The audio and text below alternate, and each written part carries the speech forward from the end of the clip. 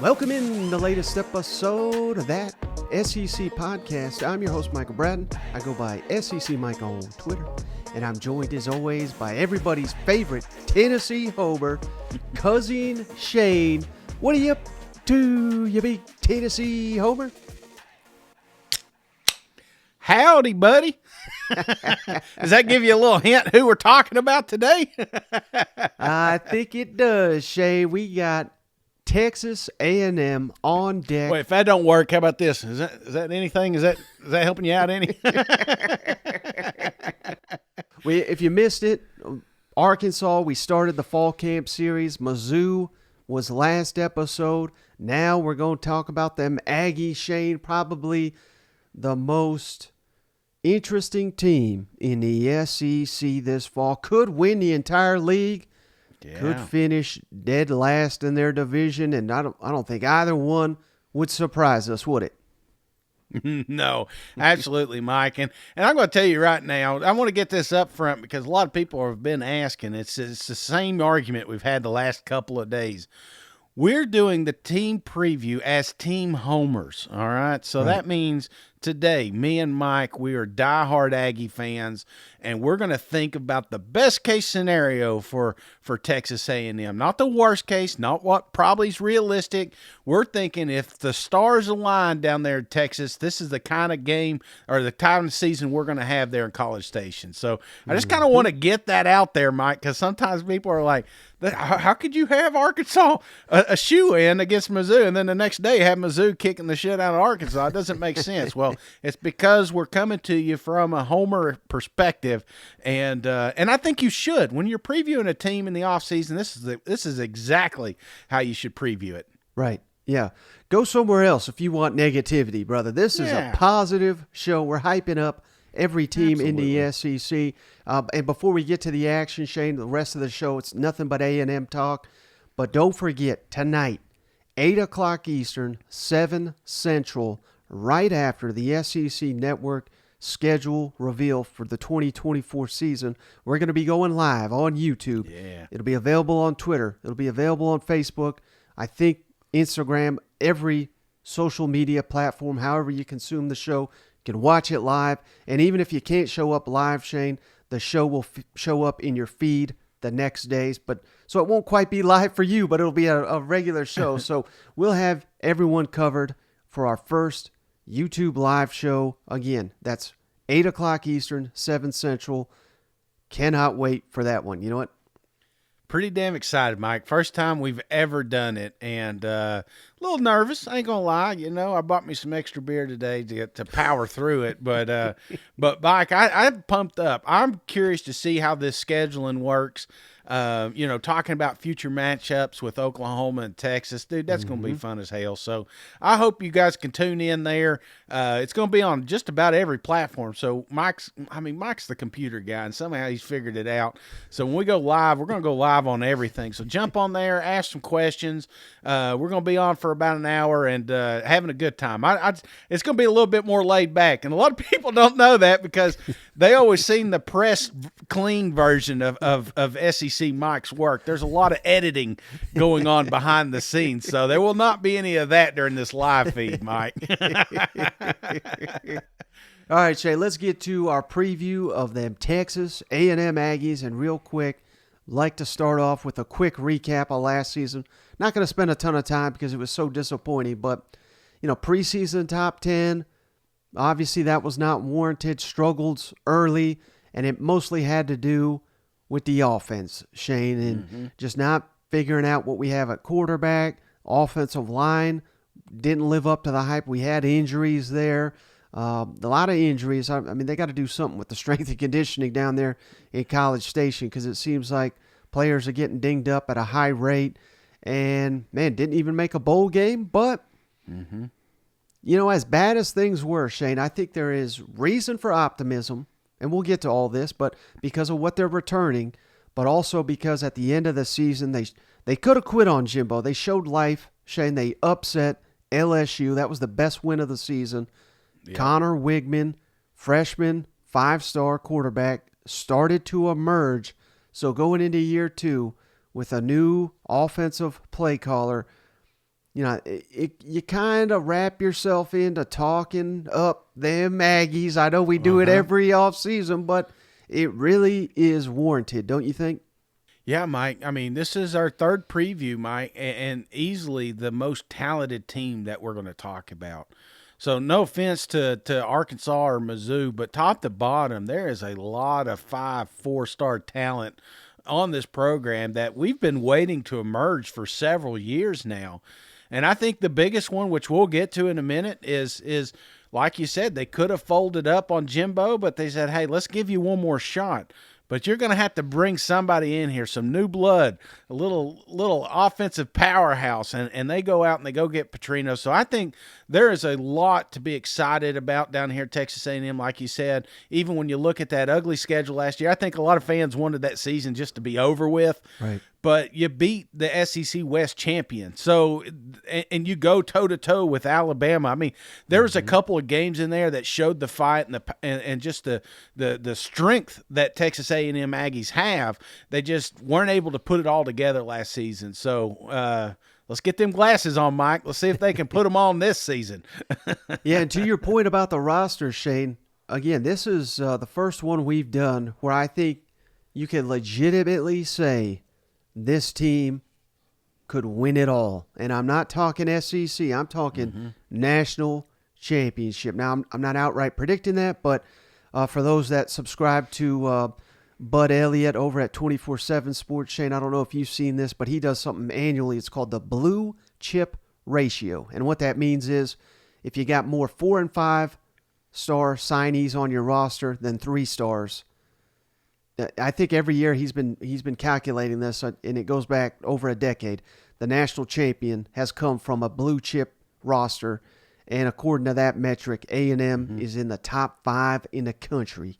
So take that for what it's worth. But let's start with the coaching staff, like we like to do. Shane, Jimbo Fisher back for another season, 6th season at A&M. Of course, won the national championship at Florida State back in 2013. Took them to the playoff the following year as well. 3-time ACC champion. And not quite lived up to that billing yet at A&M, but 8-2 in bowl games. He's 39-21 as Texas A&M's head coach. 23-18 in conference play as an SEC head coach. And let's go down his record, Shane, of the teams he has beaten in the SEC. 4-1 against Arkansas. He owns them Razorbacks. 4-1 against South Carolina. They play annually. 3-2 against LSU. I don't think a lot of people realize he's got a winning record against LSU. Ole Miss, 2-2. Auburn and Mississippi State, he's 2-3. We got to flip that. We're less than 500 of the Mississippi schools. Alabama, 1-4. Florida, 1-1. Kentucky, Missouri, Tennessee, and Vandy, he's 1-0 against. And he's only faced Georgia once and unfortunately lost that game. But here's how Coach Fisher does against top 10 opponents, Shane. He's 12-18. And against top 25, he's 26-25. So 1 over 500. He's 26-8 at home at A&M. Outstanding home record. 7-13 on the road at A&M, but 6-1 in neutral site games. And last time I checked, Shane, them playoffs is neutral site. I'm just saying. Just get them there, Mike. Just get them there. But, of course, the coach everybody wants to talk about when we're talking Texas A&M, Shane, is this new offensive coordinator, Bobby Petrino. And much like we referenced with Eli Drinkwitz on the last episode, go back and check that out if you missed it. First time ever, Shane, Jimbo Fisher has sat here and said, you know what? What I'm doing on offense is not working.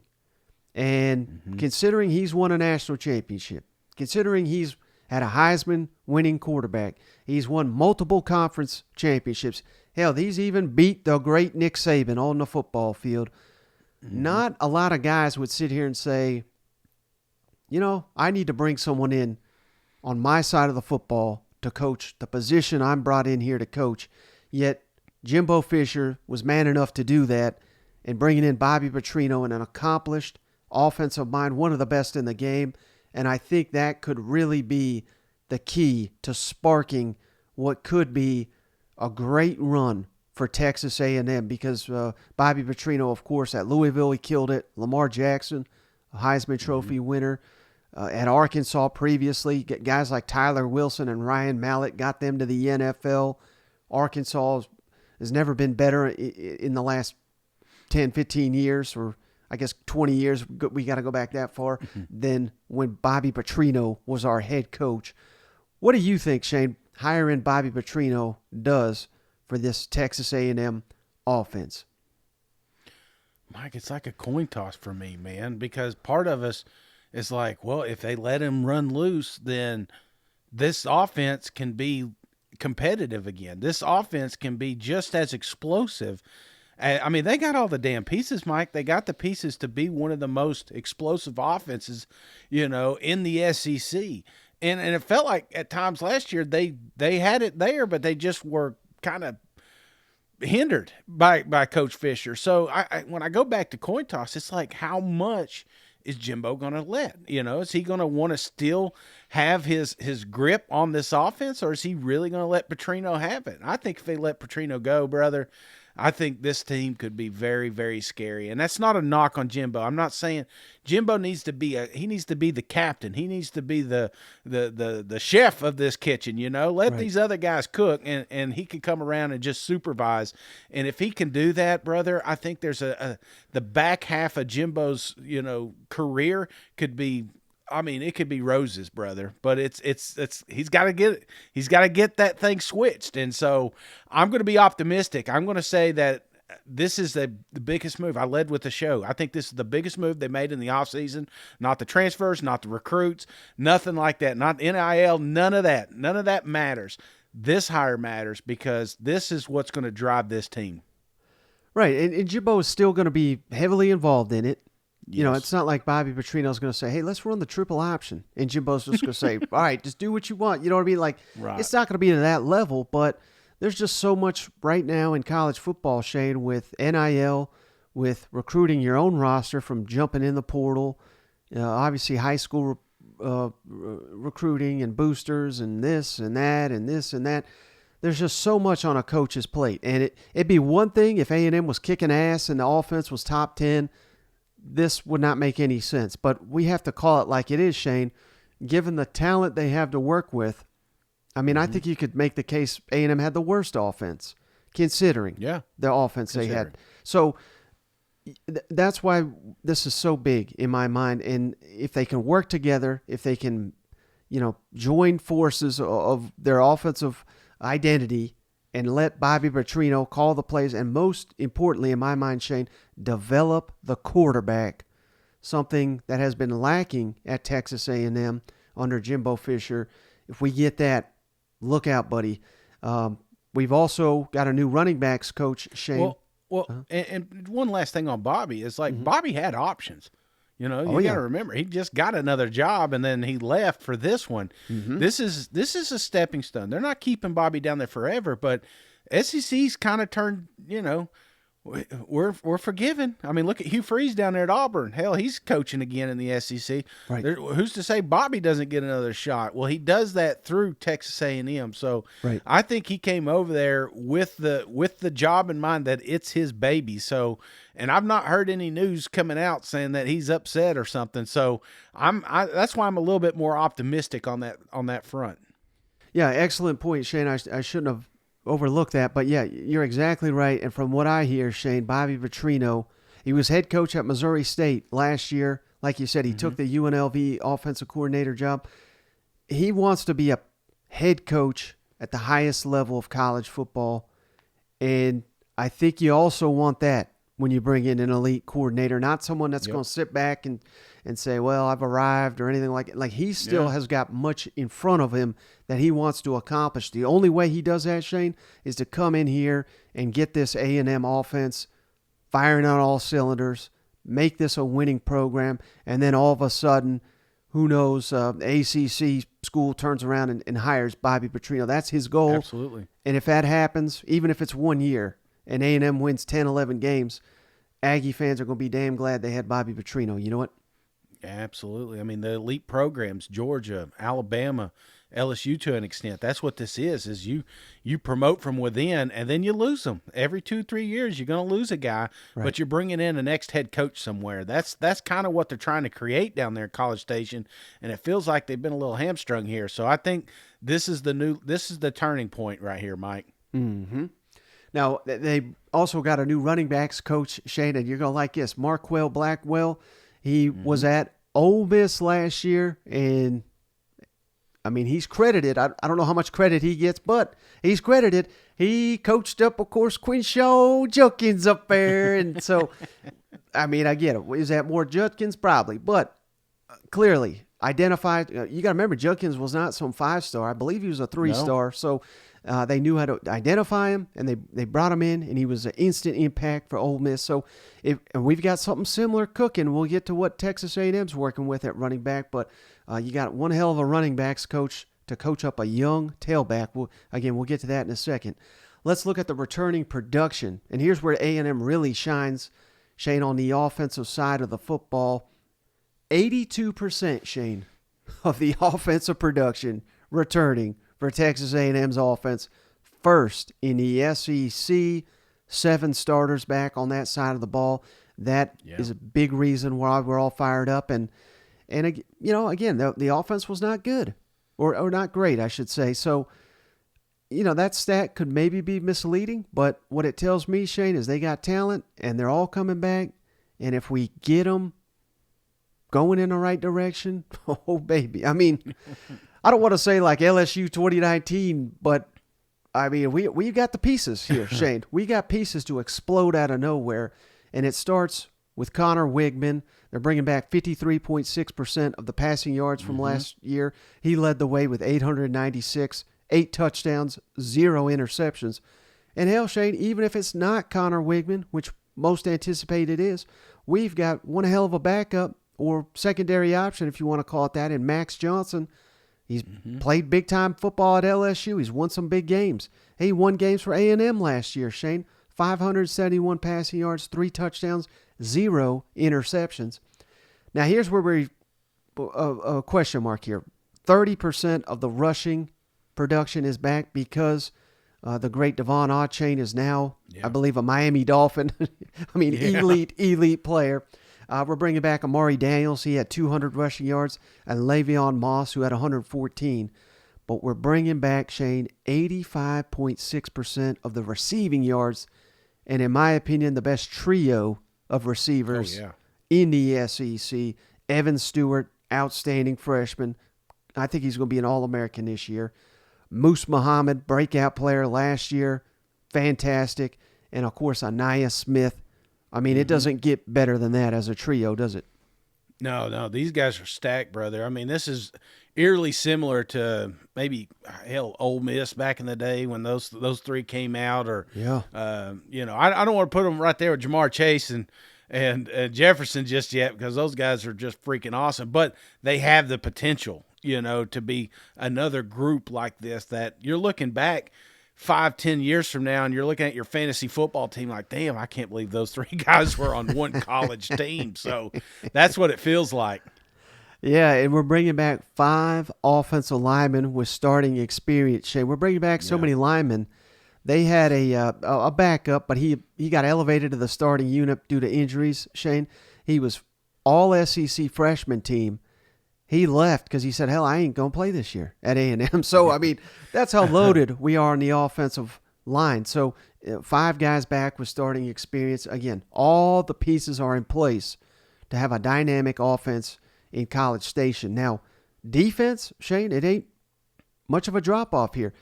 77% of the defense returning. That's second most in the SEC, behind only Missouri, who, man, we're still talking Missouri's defense is so good from last episode. But we're bringing back a ton of tacklers here, Shane. 6 of the top 7 tacklers from last season are back.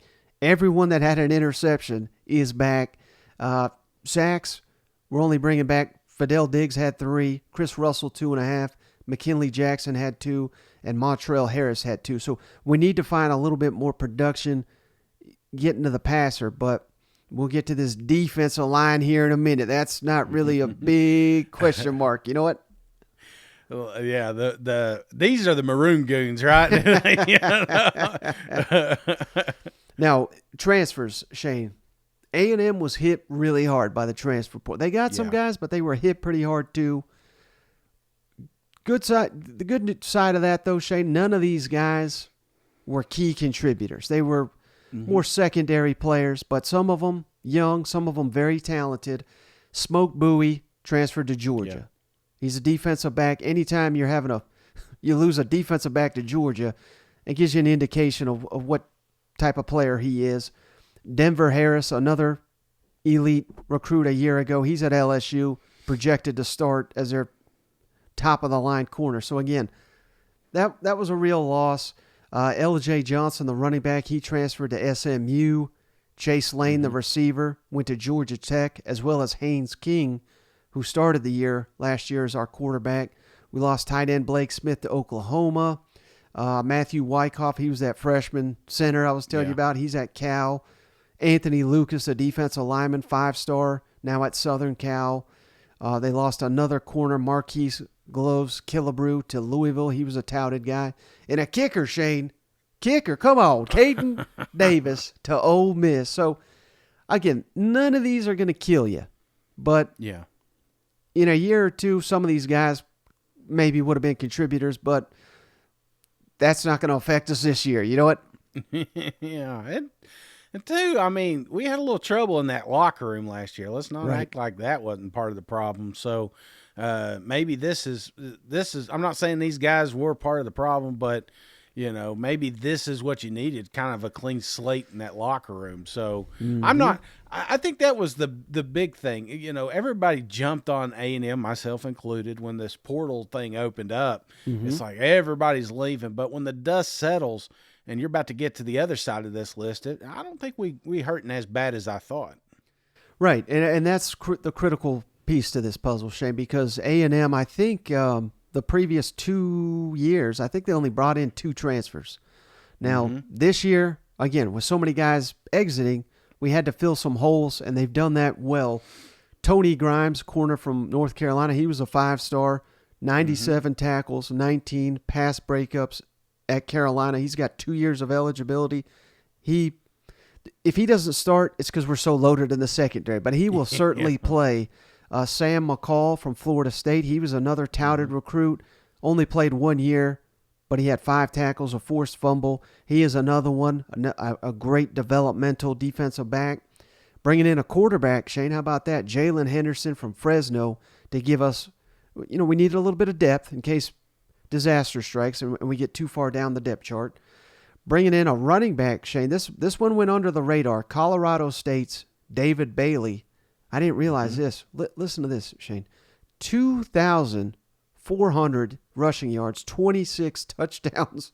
And we're talking, he may be your third or fourth.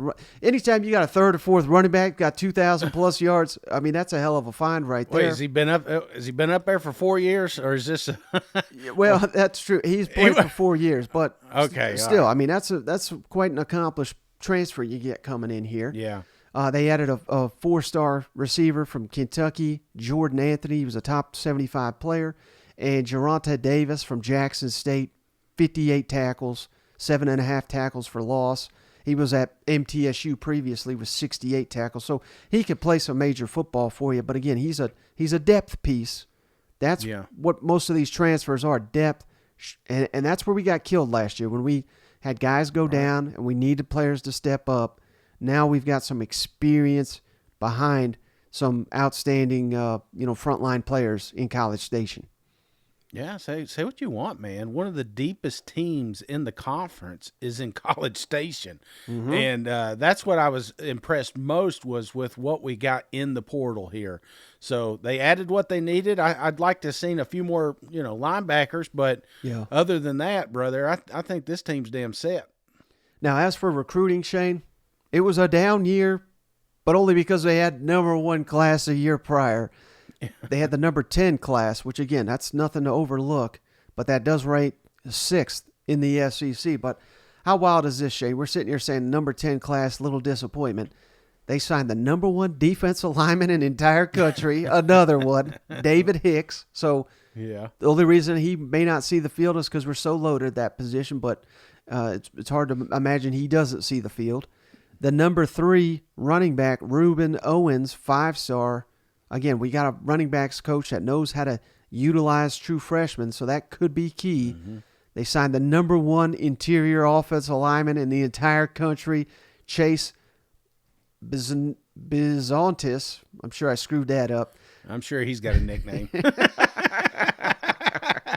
The number 8 receiver in the country, Micah Tease, and the number 19 quarterback, Marcel Reed, who they stole from Ole Miss. That was one of those that Lane Kiffin got all butthurt. That's part of the reason he don't like Jimbo, because they stole his quarterback. But hey, these are some nice pieces here to again to anchor this depth that we needed bolstered after losing some guys via the transfer portal. That's right, old Lane. A lot of NIL tweets came out after that one, huh? We sure we're looking into this. All right, Shay, so let's break down position group by position group. Hey, real quick on the class here, is there anybody standing out to you? I just maybe 1 or 2 contributors that I know it's going to be tough to see the field with what the Aggies have, but is there any that you see coming in that may get a little play, especially toward maybe tail end of the season? I mean, the way they're talking up this Reuben Owens from Texas. I mean, I don't want to call him the next Devon Achane because I think that's disrespectful, because Achane was just so incredible. But think of that mold. And again, year 1, that's too much expectation. But developing down the line, I mean, he very well could start as a true freshman running back. So I think that, again, we're only returning 30% of our rushing production. We are looking for someone to step up. And they got, it's not just Owens, they got other guys, but if he is elite, as they're saying, that's a position too. You can come in right away and be a big time star in college football. You know what? Yeah, absolutely. No, okay, I dig it. All right, so position group breakdown, Shane. Starting with the offense, no surprise. I'm going receivers, the best on the roster, with Evan Stewart, Aniyah Smith, Moose Muhammad. Just mentioned Micah Tease, the true freshman. We also got Jalen Preston back, Noah Thomas, and a couple transfers. So, man, we're deep. We're talented. We may have a couple, and that's not going too far. They may have a couple All-Americans in this group.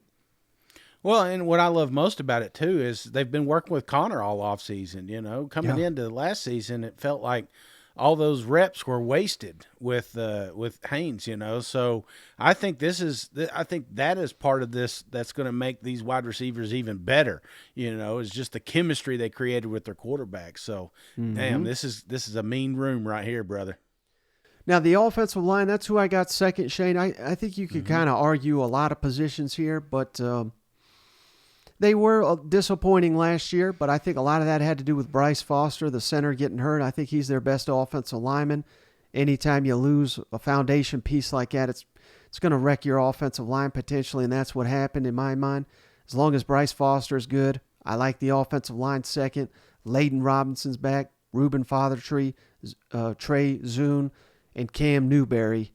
I mean, we got us 5 experienced players, and if they can be consistent this year, I think that's kind of the key piece to the whole thing is having these experienced players kind of live up to the billing this season.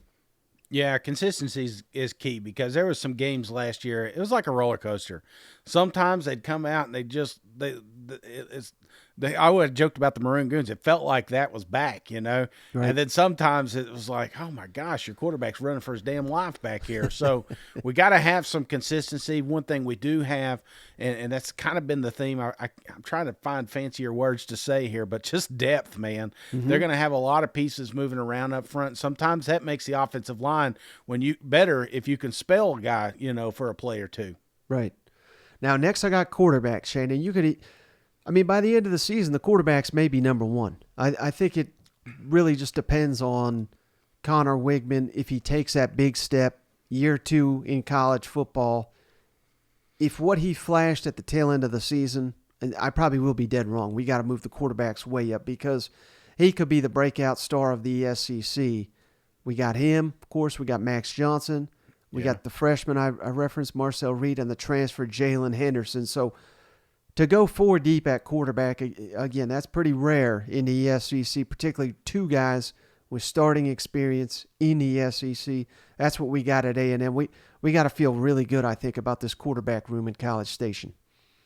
Yeah, I mean, some people don't like to hear quarterback controversy or anything like that, but the fact that Max Johnson's getting brought up, makes me feel better that if something doesn't work with Connor, or if he gets banged up, we've got another quarterback waiting in the wings here. So, I like this quarterback room. Now, tight ends, I like the tight ends, Shane. Teams we've been covering so far, they don't have haven't said that in a while, have we? As you mentioned them fourth. Well, Max Wright, team captain, great player. Yeah. Donovan Green stepped up as a freshman last year, flashed to be the next standout A&M tight end. And then one guy we haven't even seen, Shane, he was the number 1 rated tight end in high school a year ago, Jake Johnson, brother of Max Johnson. If he lives up to the billing, we may have 2 great tight ends here in College Station. And Jimbo loves to use the tight ends. I think his offense is at its best when we have at least 1 star tight end. We've seen that all over his career at Florida State and Texas A&M. If they get that here, maybe that's the missing piece to having a great offense here in College Station. Yeah, I think that's one thing that they really have been missing. And, even when Jimbo came in and what was the kid's name? He just out of nowhere. Jay Sternberger? Yeah, just a cat that was irrelevant for college football all of a sudden became a household name. Well, except for my house. I can't remember shit. But that's just age there, Mike. But I do remember what Jimbo was able to do with tight ends, and it feels like we lost a little bit of that last year. So I'd like to see one of these guys emerge for sure. Right, and then just a couple of years ago, Jalen Wademeyer, he was awesome too. But with him, again, gone, there was a noticeable drop-off, I thought, last year. Even with Green flashing, there was a drop-off. So that means last year running backs.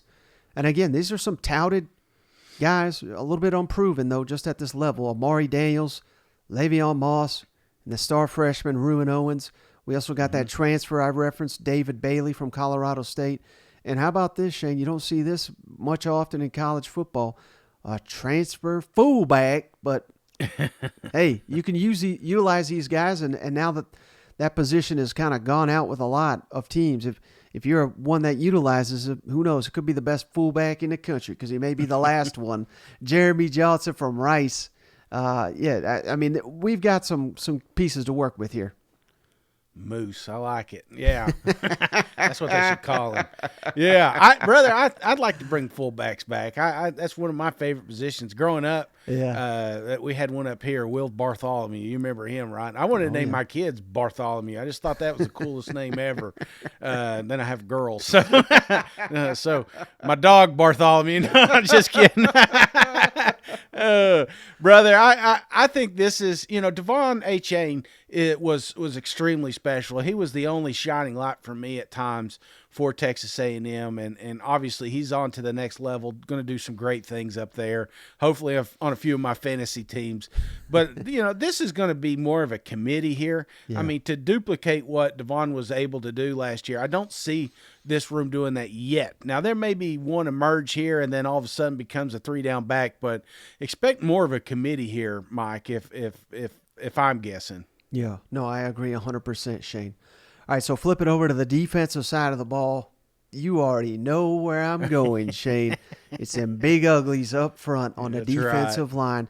McKinley Jackson, Fidel Diggs, Shamar Turner, Shamar Stewart, Walter Nolan, Gabe Dindy, Enoch White, L.T. Overton, and I referenced it earlier, the number 1 high school defensive lineman, David Hicks. Just throw him onto the pile. Throw him 10th on the depth chart, Shane. We got 10 other 5 stars, but, man, they again, they didn't quite live up to the hype, but a lot of those guys were young last year. Yeah. Another year of seasoning in college football. This, I think, is key to the people that like A&M. They look at this roster and say, by God, how are all these guys going to get blocked? And just being that deep, rotating guys, I mean, yeah. God forbid 2 or 3 of them go down. You still got an elite defensive line. So it's like, I don't know. I don't know how you're going to block these guys. I mean, that's the recipe, Mike, for surviving in the SEC is having some big uglies up front and having lots of them. Yeah. So I love this. I mean, when you're game 7, game 8, into the third quarter, and you're bringing in fresh bodies that are just as good as the first 4, right. That's where you're dangerous. That's when you're making some noise. So I love this group. Got to see flashes of it last year. I think they come together this season, Mike. And I don't want to go overboard, Shane. I can already, people are going to be angry clicking as I say this, but not to compare Texas A&M to Georgia or Alabama because they've not earned that. Mm-hmm. But that is what separates Georgia and Alabama from the rest of the country. They have lines that are their championship teams have lines that look exactly like this. Now, that doesn't mean A&M is just going to dominate college football, but I think they've got one of the most critical positions to do that. If they live up to the hype and they just can elevate the entire defense, look out, buddy. Well, that's the best part. It's like, when you're playing teams like Alabama and Georgia in years past, you can't just say, okay, left guard takes that guy. Right. Center takes that guy. No, it takes 2 bodies sometimes to take those guys. And that's just chewing up blocks. And the more blocks you could chew up, the more space these guys are going to have behind you. And that's where they get real dangerous. So, we're going to have there's plenty of double teams going to be needed for these boys. Right. And behind us, Shane, we got a really good secondary. That's my second position. And most teams, this would be a number 1 position. Damani Richardson, standout safety, is back. Game wrecker back here. Tyreek Chappelle, he was standout young player last year. He's back. Bryce Anderson, second year. He was a star of spring, kind of that star nickel position. Jordan Gilbert, all those guys were starters, Shane. We referenced Tony Grimes, the transfer from North Carolina. Sam McCall, transfer from Florida State. Jacoby Matthews was one of the top high school players a year ago. And Deuce Harmon, very deep, very talented, and with those monsters up front, they're going to put up some stats because of the game wreckers up front. You know what? Well, Mike, that's, again, one of the reasons that I'm higher on Texas A&M than most people. If I'm building the perfect college football team, I want some big uglies on the defensive front. I want some playmakers on the offensive side of the ball, and I want a secondary that's going to fix any mistakes I make by being aggressive. That's exactly why I like this secondary because, again, similar to Mizzou, man, it's just a cleanup crew back there and some headhunters, and they bring back every single interception you saw last year was made by these guys. So this is an awesome group here. Now, linebackers were a little thin, Shane, but we got 2 standouts here. Yeah. Edge Cooper and Chris Russell. And don't forget Montrell Harris. He was a star recruit a year ago. We already mentioned the transfer, Geronte Davis from Jackson State. So those are the guys we're going to see the majority of the time. They only play 2 typically on the field at a time. Durkin runs that 4-2-5 style defense. So it's not going to kill us if we don't have a ton of linebackers on the roster, but there's a reason I put this third, and it's really just lack of depth. Yeah, I mean, I kind of said that at the start here. I think if you're picking a little bit of a hole here for Texas A&M, especially their defense side, this is where I'm going to put it. But, again, if you were going to be a little thin in anything, this is the exact position I want to be. Mm-hmm. And then on kicker, we're bringing back Randy Bond. He was a solid kicker. And maybe the best punter in the SEC. Unfortunately, he got a lot of work last year. Nick Costantino, excellent punter. Hopefully, he doesn't see the field this year. You know what I mean, with this offense. Kickers matter, though, Mike. They do. Punters matter. I'm glad you incorporate it because a lot of people want to just slide over that. Sometimes you need a good punter, Mike. So I biggest. bet. How many times have you been excited? I mean, you roll a punt out the 1 yard line. It's like a highlight of the game. Like you think the game has like 10 good highlights in it. One of them is that ball going out the 1 yard line. Thank you, punters. I was a huge fan of Adam Sandler, Lonesome Kicker, and I had that damn song memorized, So it's like after that, I always went out of my way because that came out when I was in high school Right. Oh, yeah. to kind of, hey, good job today, man. Good practice. Even though I don't even see them. That's what's nice about it. It's like kickers just, you see them at the game. You're like, oh, shit, I forgot they're on our team, You better not miss, you little bastard. All right, biggest camp question, Shane. I think, again, it kind of all hinges on Bobby Petrino and his impact on this offense. Is there, and I got a couple more, but is there anything else that would rate higher on your list for A&M? Yeah, I mean, and I guess that goes hand in hand with Jimbo too. Some of the boneheaded decisions he made last season. I think he's got to clear that up. Mm-hmm. There needs to be some soul searching. I'm sure there was this offseason, but sometimes people and myself too. You feel like this is it. This is I don't need to practice anymore. I've made it. Right. Man, we're always trying. Even this show, we try to be more innovative. We'll have somebody on. We'll ask them a million questions on how they operate because we want to provide a better experience for the fans. But coaches need to do that too. Just because you're coaching at the SEC at the top tier, you can't get complacent. You're not on top of the mountain. You gotta. And I feel like Jimbo did that a little bit, carrying around those 45 sheets of paper. I better not see one damn sheet of paper on the sideline, Mike. This needs to be Bobby's dude. That's where I'm at. Yeah. The other one for me, Shane, the defensive line living up to the billing. That's not I don't have doubts of that, but we need to see that. Who steps up for Devon Achane? I think that is huge. And maybe the biggest thing of all, and maybe we won't figure this out in camp, but we'll figure it out pretty early in the season, Shane. How does this team handle adversity if it strikes?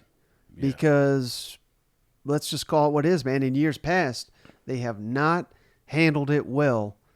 And I think enough is enough. I mean, we're year 6. I mean, this has got to be a mentally strong, physically strong football team under Jimbo Fisher.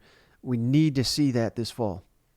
Mike, I guess to kind of piggyback off that, team captains, brother, because coaches can only do so much. There's got to be some alpha dogs in that locker room that are taking control of this program. Some of the best programs you've ever seen. I think of Alabama's best defenses. You look back there's usually one or two dudes that are making sure people are in the right place. I saw this with Georgia on their first national championship run. You got to have some dudes in that locker room. Texas, here's one, LSU. You remember they had the players-only meeting right before they decided to go be good and win national championships. Sometimes you just got to do it from within. And I think that's kind of what this locker room lacked a little bit last year, just a bunch of kids playing around, a lot of money, fast cars, I mean, they got in some trouble. But there's got to be somebody in there, a parental figure that takes these boys and remind them why they're here. Mm-hmm. All right, Shane, your favorite part, schedule. And before we go game by game again, as always. Mike, I got it. We're 3 in now. I know exactly how the format works. All right. But just for the audience, how about that, Shane? Games that Texas A&M should win, games unlikely to win, and then toss-up games. So let's start with the games, Shane, that I believe A&M should win. I'll run these down. You let me know if I missed any or you disagree with me. But the opener right out the gate, at home, New Mexico, easy win. Easy win. Second home game of the season, Louisiana Monroe, another easy win. Mm-hmm. Auburn, that's a little bit trickier, but it is at home. First year Hugh Freeze.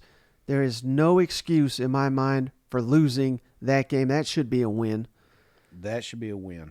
You own Arkansas in Arlington. Neutral site.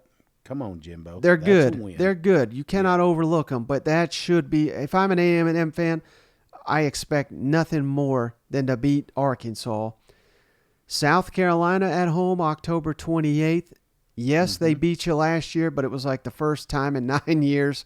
You're getting this one at home, revenge. That's got to be a win. Mississippi State at home. Have been the damn thorn in your side. I don't think most people realize, Shane, Mississippi State's got a winning record over A&M since they've become SEC opponents. Yet, at home, no excuse. First-year coach. You got to win that one. And then last on my list, Abilene Christian at home, second to last game of the season. Do you disagree with any of those? Abilene Christian. No, that is a joke. Where the hell is Abilene Christian at, Mike? I don't think I've ever seen that school. That is what are they, the Tigers? The Bearded Panthers? They look like some kind of a cat or something. Yeah, they spent more money on making that logo than they did the roster there. So, yeah, that's just a joke. That should not. Never mind. Get me started here. Yeah, those are your wins, Mike. I agree with you. All right, then the game I have listed as toss-ups. You may debate some of these. I don't know. I'm interested. Week 2 on the road at Miami. You probably maybe that is a win, but to me it's a toss-up, Shane, because the last season was such a disappointment. I don't know. I'm listing that as a toss-up right now. How about you? And maybe it's because Miami's kind of in year 2. I don't know what they've got either, but yeah. Well, I don't know. It is a way. Yeah. I think I got a toss-up just because, again, a little bit of last season is going to linger into this season, and this is the game that we're going to decide if last year was a fluke or not.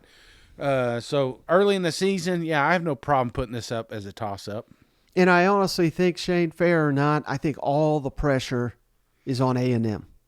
Yeah. Even though it's a road game. So it's unique, but that's why I got that as a toss-up. The next toss-up, Shane, Alabama at home, believe it or not. Hell, the Aggies play Alabama as well as anybody. You're getting them at home. Yeah. I'm not, guaranteeing a win here, but I'm certainly not guaranteeing a loss. I think that's a true coin toss, and hell, you might just outright win it. Yeah. No, I think it should be a toss-up as well here, Mike. This probably going to be game of the week. A lot of people are going to be excited to watch it, and it's just, I don't know. There's something about these two, Jimbo and Nick. They absolutely hate each other. So this isn't about Bama. It's just two coaches. Just they hate each other. So It seems like we get the best out of them. So I like this matchup and as a toss-up. Now at Tennessee the following week, I also have that as a toss-up. I know you're the Tennessee homer, but take your Tennessee hat off, your A&M cap on. Is this a toss-up or should it be a win out the gate? What's your thoughts on that? Mike, there's been several times we've talked about me being scared of this game as a Tennessee homer. I don't think a lot of people are giving it the respect it deserves. I mean, you float this schedule out there, every Tennessee fan's going to pencil it in as an easy victory, because they're thinking about last year. Right. But I don't think this is the same Texas A&M. It's a scary one for me, so I got this up as a toss-up as well. And the only other toss-up I have, Shane, and maybe you could debate this one, but 2 weeks later at Ole Miss, Lane Kiffin has had a lot of success against A&M, and it's on the road. I don't know. This is a tricky game, I think, for the Aggies. Certainly, you could easily talk me into this being a win, but I can't rightly sit here and say a team that came into our building and beat us, and they beat us a year before, that we're just going to walk into their house and beat them, if that makes sense.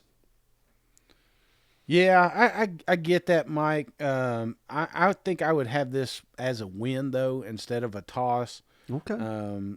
Just because the way they line up here, I mean, they got just that defense, brother. I mean, that defensive front, if anybody's going to stop Junkins and company, it's going to be him. And especially if, remember, we got our homer glasses on here. Everybody's healthy. The locker room's not falling apart. And if that's the case, you go up there to Ole Miss and put them away. So I would switch this to a win. Okay. And so I've only got one. This is the first time, Shane, we've done one of these where I've only got one that I have listed as a likely loss, and that is the finale at LSU. Now, there's several reasons for it, Shane. again, I've been clear. I think LSU is going to be very, very good. It doesn't not mean they're, not beatable. They may lose a game, and it may be to Texas A&M. If Texas A&M is really good, they can win that game. But the fact you beat LSU last year, I think is a revenge factor. Final game, I don't know. I think LSU will be playing for quite a bit at this time. I don't think, not that you snuck up on them, but whatever it, this is a nice rivalry here. Going on the road, I just think that's going to be a tough task. It's probably going to be Saturday night in Death Valley. So you could probably see why I have this as a likely loss. Would you agree or disagree? I'm going to disagree with you again, Mike. I want to put this as a toss. I think, again, we're making a case that Texas A&M could be fighting for a chance for an SEC run here. So doesn't make it less important. So I'm going to put this one as a toss as well. And to your point, remember, Shane, Jimbo has got a winning record against LSU, so he ain't scared of them Tigers. I'll tell you that. No. So let's go a game-by-game breakdown, Shane, with our A&M glasses on. Here we go. All right, reminder, guys, we're homers now. This is best case scenario. This is if I wake up tomorrow morning and I've got my room decorated and the 12th man signs and all that shit, and know all the chants for the songs and whatnot. Yeah, this is me. I am all in on Texas A&M right now. And if we do ABC and we run this season perfect, this is exactly how I think it plays out. Right. So we're just going to beat the living hell out of New Mexico week 1, right? Yeah. 1-0. Very easy, right? Yeah. Absolutely, Mike. And this is one, Mike. But one thing that drives me nuts about Jimbo, and we've seen it a few years, these season openers, it's like slow and sluggish, and halftime we're like, what the hell's going on here? Yeah. We're scarred from App State, okay? So you're going to come out here and you're going to lay 50 points in the first half. You're going to put all that to bed. So, yes, come out here with a big win. Now, I know I said week 2 as a toss-up, Shane, but let's keep it real. We got a better roster. We got better coordinators. We got better coach. We should dominate this. Well, dominate, maybe that's a strong word, but on the road, I said it'll be pressure-packed. But this, I would be very surprised if Miami won this game unless maybe some turnovers, maybe some freak things happen. So I am pretty confident that this will be a Texas A&M win. Give me 2-0. How about you? Oh, yeah. Mike Irvin ain't down there. There's no Ken Dorsey. Ain't none of them down there. We ain't got to worry about none of that. Willis McGahee. Yeah, they are going to put this game on a pedestal, and the SEC is going to chop it down immediately. Give me the second big win of the season, 2-0, baby. So same deal with ULM. I mean, that's a joke. We're quickly at 3-0, right? Oh, yeah, and at our favorite restaurant by 3, I would think. So, now here's probably the first tricky game of the year, Shane. Auburn and Hugh Freeze come to town. Auburn's had a hell of a lot of luck inside Kyle Field for some reason. I don't get it, but for years and years, the away team won every game. I realize that doesn't really factor into this matchup or anything, but we just don't know what Hugh's going to have with this team with a completely new offense. So it is tricky, but again, no excuse. This should be not only a win, but probably an easy win because Auburn will still be getting their legs under them. Give me 4-0 Texas A&M. What's your thoughts? Yeah, this one again. I worry a little bit because I'm just looking at years past, sometimes we just expect an easy victory here. This could be a game that lingers around for a little bit, maybe going into second half, and then they start taking away. This team is just too deep for Auburn, even though they're playing earlier in the season here. So, yeah, we got us 4-0 right now. Now, Arkansas will be tricky as well, Shane. These games annually come down to the buzzer. Usually whoever makes critical mistake loses the football game. I'm the biggest Arkansas homer outside of that state, Shane. We got KJ Jefferson. We got my man Sam Pittman. But in this very easy. I could be talked into, and with my homer glasses on, I think A&M has got enough. They've got a better roster. They should beat Arkansas on a neutral field. It'll come down to the wire. I can almost guarantee it. But give me 5-0 Aggies. What say you, Shane? Mike, if I got my homer glasses on, there's no reason this should come down to a field goal. I'll tell you that. We're in Arlington, might as well be home. You know what I'm saying? This should be another easy victory, I think, for Texas A&M. Again, we're talking, I mean, at this point, Connor is firing away.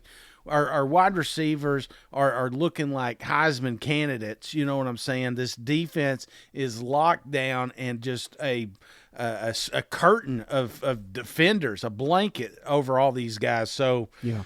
they got Arkansas's number. So I expect another one here, pretty easy. All right, now the game of the year so far, at least, October 7th. Alabama comes to town. Shane, College game day will be there. If both these teams are undefeated, it'll be a sight to behold. CBS they'll gobble this up, a month early if they can. You know what? This will be a showdown of Titans, no doubt. And again, Shane, you could easily talk me into A&M beating Nick Saban yet again, but it seems like every time I predict them to go down, they just win anyway. So I'm going to flip it, Shane. Sorry, Aggies. I'll give this one to Alabama, which gives you even a better shot to actually win this football game. I think this is their first loss of the season. I still think at 5-1, not that they'd be happy at all, but 5-1, I think most Aggies would be okay with that start. Well, I'm glad you said it first, Mike. I got 3 games penciled. So best case scenario, I think they drop one of them. This is the first big test for them. Sometimes this game it's bigger than it actually is, and I don't know, man. This may be the last time we see Nick Saban down there in College Station. It will be last time we see Gary. I don't even think they'll let him back in after all this Alabama loving that he's going to be throwing on us here. So I think this is the first loss, and I just think, they've got to work.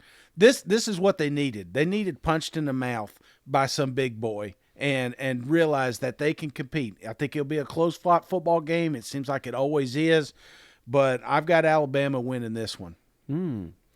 Now, next week, Shane, at Tennessee, very, very tricky game. If Tennessee is as good or better than last year, it's probably another loss for the Aggies. But I'm not sold on that necessarily being the case. And I think where this game could be won, Shane, and we keep talking up this defensive line for the Aggies. Offensive line for Tennessee, I'm not saying it's going to be a weakness, but you're losing your best tackle, your best overall lineman to the NFL top 10 pick, I believe, Darnell Wright. So you lose him.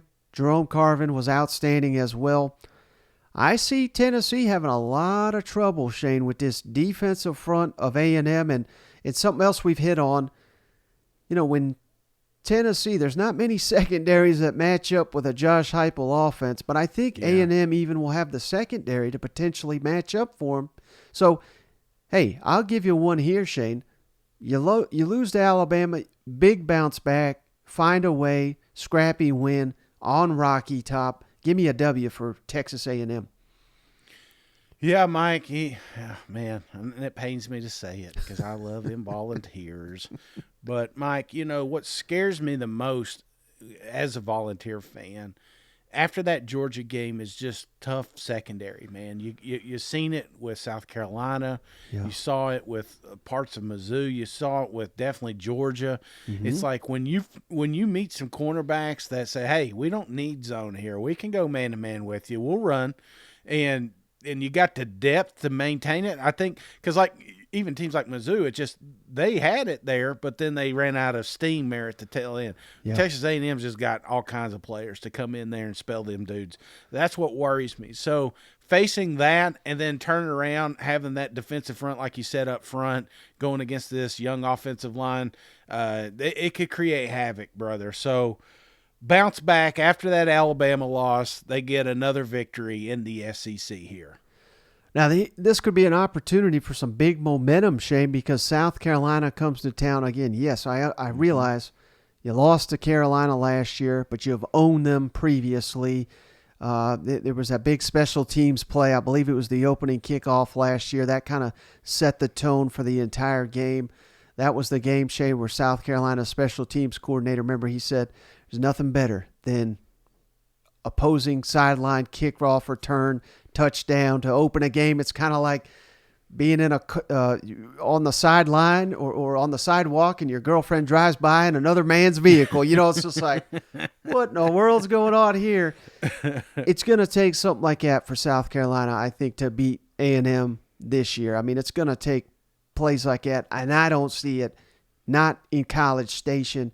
Give me another big win for them Texas A&M Aggies, and when we're sitting here at 7-1, 7-8-1, I think they take that all day. Yeah, absolutely, Mike. I mean, they claim this is a rivalry, but guess the best part is they got 2 weeks to prepare for it. So you got 2 weeks to prepare for South Carolina. That is not a good thing for Beamer and company.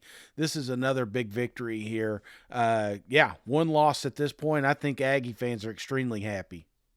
Now, I think this is a huge trap game right here, Shane, because I think Lane Kiffin is in Jimbo's head. And maybe that's because Lane Kiffin puts himself there about every couple of days there. But I don't know, man. They don't have any luck against Ole Miss.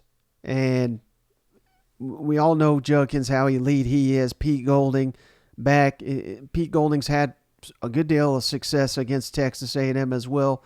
I realize with a different roster, but I'm kind of talking myself into an upset special here, Shane. I think Ole Miss gets the win at home. Again, still, 7-2 on the season. That'd be a tough loss, but I think Ole Miss would probably win that football game. Yeah, Jimbo comes across one of those guys, just even if his number gets leaked out there and he starts getting all these spam calls and, about warranties expiring and shit like that, like he's just so damn stubborn he ain't going to change his number. And I think Lane knows that. So around this time, he's texting him, stupid means, new phone, who dis, just getting them in that head, because that's exactly what Lane likes to do. And it is that's why this is one of the funnest games to watch of the season. But when you look at rosters top to bottom, you're comparing Ole Miss and you're comparing Texas A&M. If I remove the team names and I just showed you the players that are involved, you would say this is not a football game. And that's exactly why this is not going to be a football game. Give me an easy victory here for Texas A&M. All right, how about the following week, Shane?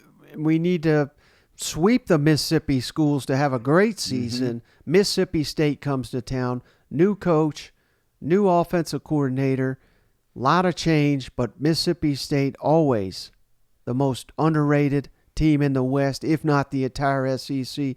They beat A&M more often than not, but give me them Aggies to bounce back. If they lose to Mississippi State, man, it's going to be a rough year. And I obviously, the point, even though I have them dropping Ole Miss, I still think this is a great year so far. So give me a win over Mississippi State. Yeah, again, it's clean sweep here of Mississippi, the state of Mississippi, and you do that through Mississippi State. Not overlooking. That's again, as a homer, you're not overlooking any teams. This is, you want to talk about trap games? This one is the one that's got me a little scared, because you're coming off some really great victories. And if you nail the Ole Miss game, you kind of bring it back down. You think you're in cruise control for LSU, and then all of a sudden you're in the third, fourth quarter fighting for your life. So can't afford to have that. And I think in the perfect scenario it doesn't. So give me another victory here for Texas A&M. Now, how about Abilene, Shane? We can roll out the freshmen and win this one. You know what? That's right. Yeah, Abilene Christian. they gotta get a prayer group after this one because them boys gonna get beat up. So and it'll be over by halftime. This is a good. I joke about Abilene, but this is a perfect spot for them too for Texas A&M because you may have some dudes that are beat up. Maybe you hold them for this game so you don't even have to dress them out. You're getting things ready. I like the placement. I just don't like the fact that they're on the schedule. So easy win here. Now the finale at LSU, probably have already tipped my hand here, Shane, but I think A&M would likely lose this game, but not a foregone conclusion. So that gives me a 9-3 record with a possibility of 10-win season with the bowl. But I had to talk myself into the Ole Miss loss. So you can quickly see how a 9-10 win regular season is in the cards because I don't think anything we said here is outlandish. You'd have to win at Tennessee, not easy. South Carolina, Auburn, all at home. Mississippi State at home. Alabama at home. Hell, who knows? Maybe you beat Alabama. I think it's going to be your toughest environment, toughest test of the season. That's a big reason why I think LSU is going to be a loss for the Aggies. But even at 9-3, not that everybody's going to be happy, but that is a huge step up from where we were last year. Yeah, and you may be sitting there at the end of this season, going into this game. You lost to Alabama in my scenario. You could potentially lose to LSU, and why I think it's going to be a bigger game, Mike, is if you win this game, you're going to the college football playoffs. If I told you only have one loss and it's to Alabama, there's no reason that you should not get one of those 4 spots there in the college football playoffs. So I think this is a little bit of a sweet spot here. And as far as LSU, it's not like it's a team they can't beat. Hell, they beat them last year. Right. As bad as that season was, they were still able to beat LSU last season. So, Mike, I think we're putting LSU a little too high on that pedestal right now. If I'm looking at a team I'm scared most of in the West right now, it's going to be Alabama, and then it's LSU and Texas A&M. So I think we get us an upset here. Death Valley. Death Valley, come on. We're going to have 3 teams. In this scenario, we'll probably have 3 teams in the college football playoffs. Yeah. They got a lot to play for in this game. So my concern, I told you at the start of this when I was doing it, there's 3 games. There's Tennessee, there's LSU, and then there's Alabama. One of those 3, best case scenario, I don't see them running the board. I think they drop one of them. And since I've already told you they lost to Alabama, they beat LSU here. So 11-1. Come on, Aggies. Our first 11 win of the preview season. It goes to Cousin Shane. Surprise, surprise. Surprise after they hurt me so bad last year, I was just I just think that I was one season a little too early, Mike. I got you. And, hey, man, I don't want to get the Aggies too upset here, Shane. Real quick, I don't know how this happened. I skipped all over it. But highest rated Aggies real quick. Just like from the NCAA video game, Damani Richardson, the outstanding safety, give me a 95 for him. Evan Stewart, the sophomore receiver, 94. I think he's going to be an All-American. Anaya Smith, give me a 93 for him. McKinley Jackson on the defensive line, give me a 92. Fidel Diggs, also a 92. You see what we got? We're working with here on that line. Bryce Foster, the center, 91. Moose Muhammad, the other receiver, 90. So we got 3 90 or above receivers. Bryce Anderson, the sophomore DB, a 90. Walter Nolan, the sophomore defensive lineman, 89. And Tyree Chappelle, the outstanding corner, 89. The Aggies are loaded with elite talent. Those are the top 10 Aggies. And that was difficult, Shane, because there was about 15 guys I considered for this one. Yeah, I'm sure you'll be tagged tomorrow on Twitter for that. Like, how did you leave? You couldn't. We only had 10. Well, buddy, you got anything else to cap this Texas A&M fall camp preview before we hop off the line? No, this one was fun. This is again, it's personal. This one here, brother, because they took a lot of my money last year, so I need to get it back. So I'm pumped up. Don't forget tonight, guys. We're gonna have the live. So they're gonna be releasing the 2024 schedule, and as soon as that's done, we will be live. So be sure to jump on there and hang out with us. If you don't have a chance, we will be on the following day with the audio version. Absolutely. Well, brother, I appreciate you as always. I appreciate each and every one of you. We'll catch you on the next one. All right. See you guys. Gig 'em Aggies.